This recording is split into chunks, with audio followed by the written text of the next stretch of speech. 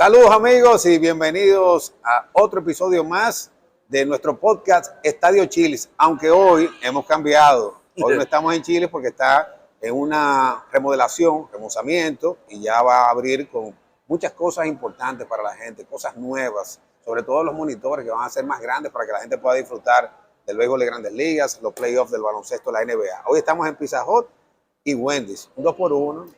No cae mal porque... ¿Y tú estás feliz con, y vamos con el invitado que tenemos hoy? El invitado de hoy, como que lo conozco. Sí. Saludos, Antonio, y a la audiencia. De verdad, muchísimas gracias por acompañarnos como cada semana, desde ya alrededor de 2 meses. Recuerden, por favor, compartir este video, darle, si no lo han hecho todavía, darle a seguir a nuestras cuentas de YouTube, dedito para arriba, y pues, si les gusta la entrevista y el contenido, pues compártanlo en sus diferentes redes sociales. Y habiendo dicho eso, entonces vamos a saludar y darle la bienvenida a Jesús Mejía, gerente general de los Toros del Este, uno de los gerentes jóvenes más exitosos que ha tenido la liga, sobre todo en los años recientes. Saludos. Saludos a todos y contentos de estar aquí, hablando de lo que nos gusta, que es el béisbol, y saludos a los fanaticados, especialmente a la fanaticada de los Toros. Tú sabes que hablaba exitoso, y definitivamente que tú has sido un tipo exitoso, no solamente como gerente que pudiste ganar con los Gigantes, ahora va a estar con los Toros, sino también ya, ¿qué tiempo tú tienes trabajando en operaciones? Porque ganaste con los Toros y también ganaste con el Escogido. Sí, estamos hablando ya de unos 14 años, wow, desde el 2009, que me inicié ya formalmente en operaciones. Estamos hablando ya de periodo de pasantía, eso diría que 2008. Pero vamos a poner béisbol de invierno desde el 2009 oficialmente. ¿Y por qué operaciones, no abogado como tu papá? Yo tomé esa decisión temprano. Dije, por aquí no es lo que me gusta del béisbol, y empecé a tocar puertas. O sea, tú trabajaste en el Escogido bajo la sombrilla de Moisés. Sí. ¿Con quién más estuvo? Moisés, Junior Novoa, estaba Rafael Mateo. Rafael Mateo y éramos los 2 asistentes. En esa época los departamentos de operaciones eran mucho más pequeños que lo que tenemos ahora. Pero ya se estaba empezando como a abrir una nueva escuela, a tener esa figura de un gerente no solo, sino con un grupo de 5 o 6 personas alrededor, porque ya se trabajaba más profundo lo que es el draft y la contratación de importados. Y trabajé ya, como te dije, con Moisés y Junior inicialmente. Hay que ponerte el señor de los anillos. ¿Cuántos anillos van? Yo tengo 5. 5. Yo quiero ganar el 6º este año para empatar con Aroboy. ¿Por qué este año? Espérate. ¿Pero y por qué no? ¿Para empatar con Aroboy? Para empatar con Aroboy. ¿Por qué no? Aroboy tiene 6. Mira, Aroboy se puede poner el 7º entonces. No, eso va a ser... ¿Ustedes creen que ustedes me van a opacar a mí porque es un 2x1 de Toro y León? No, espérate. Ahora, fácilmente sea la final este año. Luego de ahí pasas entonces a los Toros, siguiendo ya en lo que es tu inicio en el béisbol invernal. Ahí estuviste en paz descanse con Pablo Peguero. Estuviste con Stanley y más reciente con Raymond Abreu. Exacto, yo creo que eso es lo que me ha ayudado a tener éxito como gerente, esa gran experiencia como asistente, con esos perfiles de gerente quizás tan diferentes, pero tan capacitados, con tanto background dentro del béisbol. Me ha ayudado a crear una filosofía. Obviamente todo el mundo piensa diferente, yo tengo mi propia filosofía, quizás diferente a la filosofía que tenga gerente con los que he trabajado, pero tú aprender de esa personalidad de béisbol con tanta experiencia. Por ejemplo, Moisés Alou, que fue jugador y trae eso a una gerencia, y Raymond Abreu, que es Moneyball Oakland, un perfil más ejecutivo, y tú combinar todo eso a tu propia personalidad te suma bastante. Jesús, todo bien que un gigante, porque la gente se sorprendió, ¿verdad? Porque una final... Pero llévamelo al paso. Espérate, que a Jesús no venga a defenderlo, espérate, que él tiene con qué defenderse. Además, él sabe de derecho también. Óyeme una cosa, llega a una final donde estuviste muy cerca de ganar, una serie que estuvo 3-1, ¿verdad? Y pasaron lo que la gente decía, lo de Pablo Espino, César Valdés, bueno, en fin, la serie no de atrás y ganaron. Después va otra vez a la final y ganas el título. Y el año pasado, que fue tu tercera temporada, no llegaste a la final, pero sí clasificaste. Entonces, uno se sorprende, ¿cómo que Jesús Mejía se fue para los Toros? Sí, la realidad es que fueron 3 años muy buenos y muy competitivos, pero hay ciclos que terminan. Y eso fue todo. Yo entendí en ese momento que el ciclo mío de los Gigantes había terminado. Obviamente, sí es bueno aclarar que había una figura contractual, que es la de la cláusula de salida, que aplicaba para ambas partes, la pudieron haber ejercido ellos en cualquier momento. Eso fue algo que negociamos ambas partes, no solo yo, al momento de negociar una extensión la temporada anterior. Pero eso es todo. Yo sé que es un tema que da mucho de qué hablar, es normal, pero simplemente eso. Yo creo que los ciclos se acaban. Generalmente es el equipo que decide cuando el ahí está la clave del asunto. El ciclo del gerente se acaba, pero en ese caso yo entendía que ya... Pero tú te habías puesto en tu cabeza esos 3 años para quizás tener la opción de dar otro paso? ¿O sencillamente fue durante la temporada o después de terminada que tú dijiste, no, ya hasta aquí, yo creo que hay que abrir otros caminos? No, realmente no, yo nunca me propuse solo hacer 3 años y ya. Yo me propuse trabajar para ganar, gracias a Dios lo logramos. Siempre que tú tengas un equipo, no importa si es por 1 año o por 6 años, tú piensas a largo plazo y piensas en ganar. Nosotros hicimos buenos drafts. De hecho, yo creo que van a recoger frutos ahora de esos jóvenes talentos que seleccionamos allá, que están listos para jugar en la liga. Pero fue algo que lo fui reflexionando ya quizás dentro de la temporada, más en diciembre y enero. Obviamente una reflexión secundaria porque estábamos muy enfocados en tratar de volver a la final y ganar.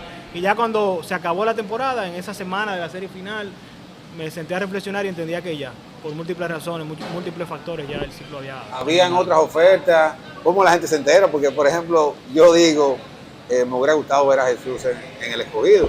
Se sabía que ya terminaba el contrato de Jesús, que existía esa cláusula. Los demás equipos, por ejemplo, lo sabían. No había conocimiento de ningún tipo de esa cláusula. Eso fue algo que manejamos muy herméticamente, por profesionalidad, entre los gigantes y este servidor.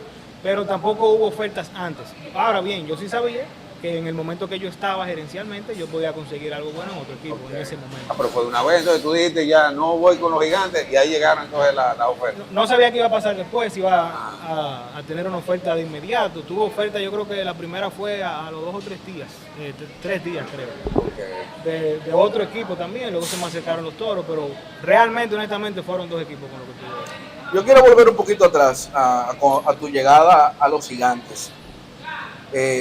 Encontraste un material allá, es para que el fanático entienda, y lo vamos a hacer este mismo ejercicio cuando ahora llega a los Toros, para que el fanático entienda, tú llegas a los gigantes, encuentras este roster, pero haces muchos movimientos. Háblame de la lógica, no hay que mencionarlo todos, pero háblame de la lógica del por qué esos movimientos, adquiriste a Juan Francisco cuando llegaste allá, muchas figuras salieron, otras entraron. Háblame un poquito de esa lógica, de esos movimientos que dieron resultados. Claro, nosotros encontramos allá un equipo con mucho talento joven, que tenía 2 años sin clasificar, y entendíamos que ya había sí un talento joven como José Sirí, que todavía no estaba tan establecido en la liga, aunque sí ya era un jugador sólido, que iba a jugar sin limitaciones, que iba a estar ahí, que teníamos que complementar eso con veteranos de la liga. No solamente para competir en el terreno, sino para crear una nueva cultura de clubhouse, de ambiente ganador. Y teníamos que llevar peloteros que habían ganado ya en la liga para tener eso. Y tratar de integrar jugadores de los gigantes como Hansel Alberto, entre otros, que ya habían ganado con el equipo también, para recuperar esas míticas. Esos cambios se combinaron con la reintegración también de Carlos Peguero, que había estado ausente por su compromiso en Asia, que era un jugador que también había ganado ya con el equipo, que es algo muy importante, tú tener dentro de tu núcleo jugadores que le duele la camiseta. Y ese fue el motivo de esos cambios. Nosotros queríamos armar un equipo para invierno, complementando el talento joven, nunca dejándolo de un lado, y como tú dices, dieron resultados. Y pusiste a la otra gente lo mismo, porque de repente llega Jesús Mejía, comienza a hacer cambios, y los demás equipos dijeron, espérate, no nos podemos quedar detrás.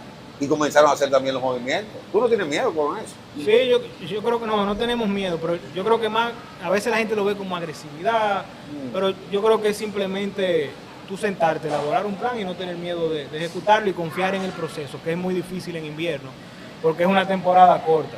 Por ejemplo, nosotros lo que queremos en analítica, sabemos que los slumps, las altas y las bajas son parte del juego, pero aquí un slump normal, en términos de Grandes Ligas, de una temporada de 6 meses, es la temporada completa, o la mitad de la temporada. Pero tú tienes que saber jugar con eso y identificar bien cuándo es el momento de realizar un movimiento o simplemente tú estás pasando por un mal momento y tienes que dejar que las cosas fluyan. Yo siempre recuerdo el año que los Toros fueron campeones en el 19-20 con Raymond Abreu, que yo fui parte de ese staff, que nosotros arrancamos con un récord de 0-4, Víctor, si no me equivoco, 0-5. 0-6. Y pedían la cabeza del 0-6, 1-7 y después 2-8. Pedían la cabeza del Lino. Y era un equipo que estaba muy bien estructurado y nosotros decidimos confiar en el proceso. Y mira cómo el equipo terminó incluso no solo ganando campeonatos, sino que en la serie regular impusimos un récord de victoria en ese momento. Entonces cuando tú llegas ahí a los gigantes y comienzas a hacer todos esos cambios, te dieron luz verde, la directiva dijo, no hay problema, lo que tú entiendas, eso se va a hacer. Sí, la primera reunión que yo tuve con ellos, yo presenté un proyecto, un plan de lo que quería hacer y me dieron luz verde. Y empezamos a trabajar de inmediato. Obviamente ya la liga había cambiado bastante, el mercado de cambio estaba mucho más activo. Yo creo que hace 5 o 6 años no se hacían tantas transacciones. Sí. Pero empezamos a hablar de inmediato con los gerentes, viendo qué podíamos conseguir. Te arrepientes, tú dices, entiendes que los cambios al final, porque siempre uno espera el resultado, ¿verdad? Sí, eso es un buen ejercicio que yo lo hago, y te lo voy a confesar, lo hago con los cambios y con el draft. Volver hacia atrás, ver qué hice, qué no vi. con dónde nos equivocamos, pero no echaría ningún cambio para atrás, porque quizás uno o dos que no dieron resultados nos ayudaron a construir una cultura en el clubhouse, que era bien necesario en ese momento. Por ejemplo, el caso de Willy Rosario, que no produjo como nosotros pensábamos que podía producir, pero nos ayudó en la receptoría esa temporada y nos ayudó a construir una cultura ganadora dentro del clubhouse como veterano, junto con Juan Francisco y otros veteranos que teníamos ahí. O sea que yo no cambiaría nada de esa transacción. Víctor, yo creo que ya cerramos esa parte con los gigantes. Hay que entrar ahora con los toros porque este hombre ha sido el más agresivo con los movimientos. Pero vamos a darle algo de comer primero, que coma algo, hacer una pausita, de comer, y después entonces le entramos ya con los toros. Aquí hay mucho que elegir. ¿Eh? Hay mucho para elegir aquí de comida. Ya lo sabes. Pausa. Bueno, mi gente, llegó la mejor parte del podcast. Miren qué ricura. Así es. Haga igual que nosotros. Disfrute su Pizza Hut. Llame al 809-620-2020. Además, martes y jueves hay ofertas de 2 medianas por 1,090 pesos y 2 grandes por 1,345 pesos. Para ver los playoffs de la NBA y los partidos de Grandes Ligas, mira, un palo ahí. Qué mejor compañía que una pizza así. Así mismo es. Pizza Hut. Hace un momentito, antes de bajarnos la pizza, ¿verdad? Ajá. Hablamos Sí, de... porque recordar que hoy estamos en Pizza Hut. Hoy estamos en Pizza Hut. Sí. Hablamos de los movimientos y el porqué en los gigantes. Pero vamos entonces ahora a los toros. Y después vamos a hablar de agencia libre y demás. Pero llegaste a los toros, ya tú conocías a la mayoría de esos jugadores que tenían varios años allá. Pero háblame también del porqué todos estos movimientos sin tener que mencionar específicamente algunos. Tú dijiste algo que es clave. Yo tenía la ventaja entrando a los toros de que yo conocía bien la estructura. Obviamente no tenía conocimiento de las últimas 3 temporadas, de algunos jugadores nuevos, pero gran parte del núcleo yo fui parte del proceso de draftearlos o de conseguirlos en cambio. El caso de Jesús Sánchez, el caso de Brian de la Cruz, estuve en el draft de Rodolfo Castro también, entre otros, con la integración de Jorge Mateo, por ejemplo, por mencionarte un veterano de nosotros. Yo estuve ahí cuando lo drafteamos, que fue Pablo Peguero. Estuve con Pablo también cuando él cambió por Candelario. O sea que tenía esa ventaja de conocer los jugadores y la estructura, pero sí también viendo los toros desde afuera, ya viéndolo desde otro equipo. Yo vi un equipo con mucho talento, bien estructurado, pero con algunas piezas que ya se estaban haciendo jugadores de Grandes Ligas que estaban entrando en segunda mitad. Entonces la idea primaria era complementar ese núcleo para tener un buen equipo de primera mitad, un equipo más fuerte en la primera mitad, que no dependiera no solo de los jugadores que habían estado, sino de los jugadores que este año proyectan estar en Grandes Ligas más tiempo que en años anteriores. Por ejemplo, el caso de Esteban y Ruiz. No sería para nosotros realista contar con Esteban y Ruiz o Brian de la Cruz en un line-up de las primeras 2 semanas, por el rol que tienen en Grandes Ligas. Entonces nosotros proyectando eso, identificábamos que necesitábamos armar un equipo de invierno para esa primera fecha de temporada. Y por eso la agresividad en la agencia libre y también las transacciones que realizamos tratando de llenar esos huecos de primera mitad. Por ejemplo, el caso de Miguel Andújar, que nosotros lo cambiamos al Licey, inyectamos un jugador joven como Mieses y otro como Narciso Cruz, que entendemos que pueden estar en la primera mitad de temporada con más probabilidades que Miguel Andújar en ese entonces, y en otras posiciones también, porque nos dan jugadores en el outfield, que no teníamos mucha profundidad de disponibilidad. Yo creo que por ahí viene el plan, complementar ese gran talento joven que tenemos, ese gran talento que viene subiendo con jugadores de la liga. Yo creo que de los jugadores que han llegado vía cambio, Narciso Cruz, Luis Mieses, que lo mencionaste, Víctor Robles, y los relevistas Diógenes Amrengo y Franklin Van Gorp. Yo creo que quizás el menos conocido es Luis Mieses, pero es un muchacho que si tiene permiso para jugar, yo creo que puede impactar de inmediato. Sí, nosotros entendemos que sí. De hecho, eso fue lo que nos arrojaron las evaluaciones para tomar la decisión de cambiarlo por Andújar. Si no hubiésemos entendido que él puede tener impacto este mismo año, probablemente no íbamos a hacer esa transacción. Pero nosotros entendemos que el perfil de él, el tipo de bateador que es él, de mucho contacto, pocos ponches, poder destrabarse, quizá no poder de jonrón, pero te da muchos dobles, es un perfil ideal para el Francisco Micheli. De hecho, yo siempre lo comparo, no desde ahora, sino desde el año pasado, evaluándolo para el draft de novatos de la Liga Dominicana, como un Ricardo Nanito. Entonces ese es el perfil del jugador que él me da. Lo de Lino, regresa Lino Rivera como dirigente. ¿Por qué Lino? Yo quería un dirigente ya con experiencia en la Liga Dominicana. Experiencia en invierno, pero más en la Liga Dominicana. Es muy difícil encontrar un perfil ganador con experiencia en la liga. Y que tú sepas, quizá como testigo de primera mano, cómo él puede manejar un clubhouse. Que yo creo que es lo más importante para tú ganar en invierno, independientemente de que en el papel tú tengas un equipo. Si tú no tienes una cultura y un buen ambiente, tú no vas a ganar. Nosotros entendíamos que Lino era el dirigente que cumplía con ese rol y quisimos movernos rápido antes de que otro equipo quizás le hiciera una oferta. Sí, pues ya de por sí tenía ofertas del año pasado con los Leones del Escogido. Pero para él, y eso es algo que quizás pudiéramos hablarlo con él cuando lo invitemos al podcast, era una decisión hasta fácil, porque ya era un sitio que él conocía perfectamente bien. Exacto, y los jugadores también lo conocen a él, eso siempre es una ventaja en lo que es Liga de Invierno. Bueno, vamos a entrar entonces ya al tema que a la gente más le interesa. Cuidado y que contigo. tú me estás mareando mucho. Cuidado con eso contigo. de la agencia libre. Porque a Jesús Mejía, muchos lo han acusado de que el hombre que ha subido los precios con todos esos jugadores que se llevó, aunque Junior Ley no, por lo menos, algo, ¿verdad? Junior Ley no llegó también a los Toros. Háblame de ese proceso, de esa agresividad tuya y de que no es un secreto, la gente ha dicho que peloteros que ganaban 300, 400 mil, ahora ganan más de $1 millón.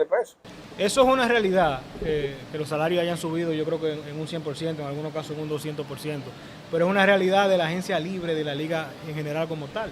Los Toros del Este nunca dictaron un precio, eso lo fue haciendo el mercado. Quizás nosotros iniciamos negociaciones en un precio y la misma subasta lo fue subiendo.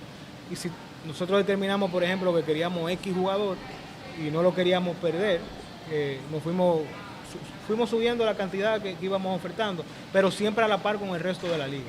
No fue que nosotros fuimos y hicimos ofertas como que nadie podía decirle que no, al contrario, nosotros tuvimos que pelear por muchos jugadores, porque tenían ofertas. De los 12 jugadores que nosotros firmamos, por 6, si no me equivoco, tenían por lo menos 3 ofertas más.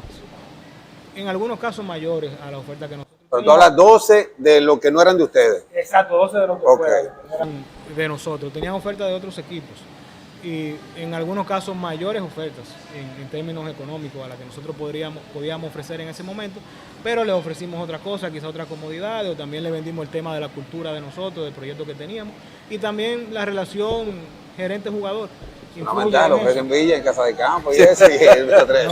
Y la zona es un factor también. Muchos jugadores querían estar o en la capital o en el este, o algunos querían estar en el Cibao y no en el este, y eso fue un factor en la agencia libre. Pero yo creo que fue un ejercicio saludable para toda la liga. Sí hay cosas que mejorar, como todo proceso nuevo. Y yo creo que uno no puede pensar en mejorar antes del proceso. Ahora, la experiencia de este proceso es que nos va a enseñar qué cosas tenemos que ajustar. Se han ido más de los que han llegado. Sí, eso es una realidad. Y muchas personas quizás no entendían dónde va a jugar toda esa gente. Pero te hago esa misma pregunta, porque ciertamente muchos de los que han llegado, los jugadores que, aunque no eran jugadores regulares, pero van a querer juego en algún momento de la temporada. ¿Dónde va a jugar tanta gente? Eso es buena pregunta. Es bueno que la gente entienda un poquito cómo se piensa en operaciones. Nosotros firmamos jugadores regulares y jugadores también secundarios. Cada uno de esos jugadores tiene un rol específico que nosotros entendíamos por nuestras evaluaciones de cauteo, de analítica, de mentalidad de invierno, que pueden aportar a los Toros por disponibilidad, por valor posicional. En cada uno de esos jugadores también vale la pena ser enfático en esto. Consideramos también cómo podría encajar en la química del equipo o aportar a la química del equipo para crear una cultura. Vimos ese grupo de factores y decidimos dispararle a esos jugadores, pero como tú bien dices, firmamos 12 más 4 que retuvimos, fueron 16 y salieron 23 jugadores de los Toros. O sea, si había espacio para 23 jugadores, va a haber más espacio para. Ahí cuadra entonces con lo de la nómina, porque la nómina se supone, bueno, no solamente de los Toros, sino de todos los equipos, sí, claro, por la agencia libre, va a aumentar. Si eso es parte del plan y algo que se analizó, obviamente el presupuesto se evaluó y nosotros entendíamos que podíamos quizás contratar esos 12 jugadores porque se compensaba con los 23 jugadores que iban a salir, o que estaban saliendo, y de hecho nosotros vamos a seguir haciendo movimientos durante la temporada muerta, y siempre hay un grupo de jugadores también que sale antes de septiembre para abrirle espacio a los jugadores del draft, y eso se va a contemplar. Hay que llegar a 80 peloteros nuevamente.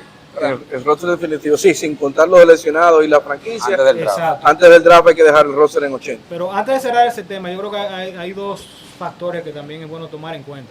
Nosotros también perdimos jugadores en la agencia libre, y eso nos abrió la necesidad a nosotros de contratar jugadores y ser un poquito más agresivos con algunos. Te puedo decir con total honestidad, nosotros queríamos retener a Dani Santana y no fue posible, queríamos retener a Gary Sánchez y no fue posible, negociamos también con Jerry Mejía y no llegamos a un acuerdo. Cuando se iba siendo quizás evidente que un jugador de eso no iba a llegar a un acuerdo contigo y entonces tú tenías que pensar en un posible sustituto para que el 16 de marzo, no te cogiera de sorpresa. Ahí entra Pablo Reyes, que es sustitución de Dani Santana, uno de los lanzadores como Luis Santos en sustitución de Jerry Mejía. O sea que también nosotros sustituimos esa pérdida que tuvimos. A pesar de ser un equipo que nos fue muy bien, que fuimos bien agresivos en la agencia libre, tuvimos también nuestra pérdida. Y es parte normal del proceso. ¿Quién se te escapó de esos libre? Agentes libres que tú querías y que no pudiste llegar a un acuerdo? No, Junior Lake. Junior Lake se nos escapó. Teníamos muchos interés en que él fuera parte del equipo por varios factores, lo que él hace en el terreno, lo que él representa en un clubhouse, y también que es un hombre que había jugado con la franquicia y había sido exitoso en esa temporada que nosotros queremos rescatar. Nosotros venimos ahora con el torolío recargado y él fue parte de eso. Nosotros entendíamos importante que él se uniformara con nosotros, hubo negociaciones, no llegamos a un acuerdo y él decidió irse con Espérate, que él dijo algo que me gustó. Quiero que lo repita. ¿Vienen con qué? Con un torolío recargado. Reloaded. Reloaded, exacto. Bien, hay que ver si el wifi está bueno. Pero sí te digo, ya para cerrar ese tema, los 12 jugadores que nosotros firmamos sustituyen un jugador específico en roster. Okay. Ahí está el espacio de eso. Una cosa, el tampering, primero fue Audo Vicente que dijo que había tampering. Después cuando tuvimos aquí a Ángelo Valle la semana pasada, también mencionó que los 6 equipos, ¿cómo se puede controlar eso? Y si tú entiendes, y el presidente de la liga también que habló de que hubo tampering. Sí, yo creo que tenemos que ser realistas y como te dije, aprender de este proceso y sentarnos los 6 gerentes, los dueños de equipo y la liga y ver qué podemos mejorar. Eso es una de las cosas que se puede mejorar y se debe mejorar. ¿Cómo yo creo que se puede mejorar? Haciendo algo más parecido a las grandes ligas. Sobre todo con los plazos. Yo creo que ahí es que está el principal problema. Yo creo que un mes como que era demasiado. Quizás, o tú como equipo puedes tener la opción de refirmar tu jugador o extenderlo, ya sea el mismo año que él va a ser agente libre, o por qué no un año antes. Exacto, aplicar el modelo darle una extensión de contrato. Pero eso no está prohibido. Lo hablábamos con Ángelo Valle. Exacto, no está prohibido, pero tampoco está reglamentado. Okay. Sería bueno dejar las cosas claras. Y sí creo también en un sistema de compensación, ya sea por ronda de draft, quizás pick suplementario, no necesariamente quitarle un turno en el draft a un equipo, pero sí penalizar vía draft. No penalizar, sino una especie de compensación. Sí. Quizás sí, como pasa en Grandes Ligas. Sí, no tanto la económica, no sé qué tan realista sea eso en la liga de invierno para los 6 dueños de equipo. Pero ese tema económico, como que tú mencionas, es más complicado. Es más complicado, pero es una compensación competitiva. Algo del draft, pudiera ser del mismo draft de novatos. Exacto, por el número de jugadores que tú firmes y el número de jugadores que tú pierdas. Había equipos que la llevaban bien difícil, que a pesar de que quizás firmaron la misma cantidad de jugadores que nosotros, cuando tú sumas lo que retuvieron y lo que firmaron de fuera, pero tenían una cantidad exorbitante de agentes libres. Y era obvio que no iban a poder firmarlo a todos. Es evidente que la agencia libre, y lo mencionamos hace un momentito, va a aumentar la nómina de los 6 equipos. ¿La liga aguantará eso? Eso hay que verlo. Quizás el tema económico no es mi área de experticio, pero yo sí creo que ahora mismo lo que podemos hacer nosotros como operaciones, lo que tenemos el control de lo que es el presupuesto de jugadores, es compensar. Quizás si tú tenías 110 jugadores en un roster, ahora bajas a 90, 95 y por ahí compensa. Por ejemplo, el ejercicio que nosotros hicimos, de los 23 jugadores que salieron de los Toros vía agencia libre, vía retiro, vía release, había salarios muy altos ahí, bastante altos, al nivel obviamente de la liga, pero en el rango alto. Ya. En el caso de las reglas que se ha hablado que pudieran ser también utilizadas en esta próxima temporada. Pero aparte de lo del Chief, veo como que el tema, sobre todo ahora mismo con el tiempo, como con el reloj, es así. Sí, eso viene todo, y creo que ya el presidente de la liga lo dijo. Pero el reloj entonces lo van a utilizar, porque como que... Sí, está como por determinarse el tiempo específico. Aumentarlo un poquito más, parece que no sería igual como que en Grandes Ligas. Se va a determinar el tiempo específico, ver cómo lo vamos a aplicar, quizás sea un poquito más, pero yo creo que es beneficioso. Obviamente hay una parte en la que yo creo que tiene que ver con los jugadores, que aparentemente se han adaptado bien en Grandes Ligas, aunque para un jugador va a ser más difícil que otro. Eso es muy complicado y muy específico, cada caso es diferente. Quizás para un pitcher es fácil ajustarse a un reloj, pero para otro, como vimos en los entrenamientos, tuvieron hasta que cambiar su mecánica de lanzar para poder adaptarse. Eso va a depender de muchos factores, pero yo creo que lo que se está haciendo en Grandes Ligas está dando resultados hasta el momento. Vamos a ver cómo termina la temporada. Y nosotros, como liga de béisbol de alto nivel, que agrupa un sinnúmero de jugadores de Grandes Ligas y de ligas menores, vamos a tener que adaptarnos a eso. Y creo que va a ser beneficioso para el fanático. Okay. Si todo marcha como tiene planificado Jesús Mejía y operaciones, danos una pincelada de lo que pudiera ser el equipo de la primera semana de los Toros del Este. Y te lo pregunto, me atrevo a preguntártelo porque muchos de los jugadores que inclusive que se firmaron en ese libro llegaron vía cambio, están ahora en México, que es muy probable que estén en primera semana en uniforme. Es así, es así. Esa es una buena pregunta, te la voy a contestar hoy, pero tú sabes que estoy muy cambiante. Claro, A lo claro. mejor pasado mañana hacemos una transacción o alguien Claro, se lesiona. claro. Pero al día de hoy, nosotros podríamos contar en un opening day con un centerfield importado que tenga un perfil de velocidad, Westerriba en la receptoría, en un infield podría estar Gustavo Núñez, puede estar Jamaico Navarro, Juan Francisco Yemir Mercedes, en el campo corto un joven como Ronnie Simón, puede estar Gustavo Núñez también si no está jugando segunda, podría estar temprano Vidal Bruján también, Pablo Reyes, en tercera Adames, el felino, y en el resto de la outfield, ya te dije que en el centerfield un importado, podríamos estar viendo a Luis Mieses y podríamos estar viendo a Narciso Cruz, y vamos a ver qué pasa con Emmanuel Valdés, que estamos siguiendo muy de cerca. Bruján y él son dos jugadores que podrían estar en Opening Day, pero si están en playoffs, si hacen el roster de playoffs o un taxi squad, se podrían atrasar. Pero yo creo que al día de hoy por ahí van los Toros para... No, y ver también lo que, Opening Day. aparte de eso importado, ver lo que puedan conseguir en el draft de novatos, que a lo mejor pueda ayudar inmediatamente. Exacto. Mira, y se me estaba quedando un nombre clave en esa estructura que es Aneuri Tavares. Sí, Ya claro, cuando tú claro. hables en una alineación que tú puedes tener a Gustavo Núñez de primero, a Neuri segundo y un medio del line-up entre Jamaico y Jermín Mercedes, es una alineación que debe hacer daño desde temprano. Eso de Jermín y de Juan Francisco, que la gente cuando ve que los Toros firman a los dos, dice, ¿y dónde es que van a jugar? ¿Qué es lo que van a hacer? Van a tener dos designados. Sí, porque Jermín no está haciendo receptor Aunque ya. eso es Lino que va a decidir, pero Sí, tú le claro. llevas a Lino a esos dos peloteros. Entonces, ¿cómo? Sí, ¿Cómo? no, Lino y yo estamos trabajando en conjunto y antes de yo hacer cada movimiento siempre consulto con él o por lo menos le informo y veo que él piensa y lo tomo en cuenta, claro, porque tenemos que trabajar en equipo.